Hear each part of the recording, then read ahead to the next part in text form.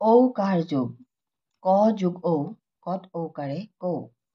গ যোগ ঔ গত ঔকাৰে গৌ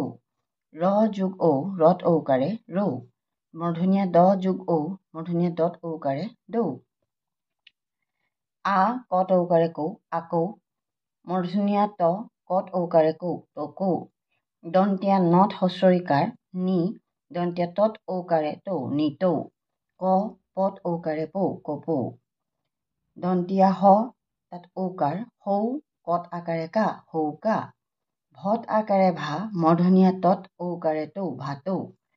মূৰ্ধন্য দত ঔকাৰে দৌ কত আকাৰে কা দৌকা পত হস্ৰইকাৰে পৌ দন্ত্য তত ঔকাৰে তৌ পুতৌ ঠিক তেনেদৰে দিখৌ নৌকা হলৌ চৌকা কলমৌ সৌৰভ মৌমাখি কৌৰৱ গৌৰৱ চৌপাশ মৌখিক কৌতুক এতিয়া চোৱা চৰাইৰ পাখিক ডৌকা বোলে কলমৌ পানীত হোৱা এবিধ শাক নিতৌ গা ধোৱা ভাল দুখীয়াক পুতৌ কৰিবা নাৱক নৌকা বোলে মৌ মাখিয়ে ফুলৰ পৰা মৌ আহৰণ কৰি মৌচাক তৈয়াৰ কৰে বহাগৰ বিহুৰ সময়ত কপৌ ফুল ফুলে ঘৰৰ চৌপাশ সদায় চাফ চিকুণ কৰি ৰাখিব লাগে টকৌ এবিধ টান ফল টকৌ গছৰ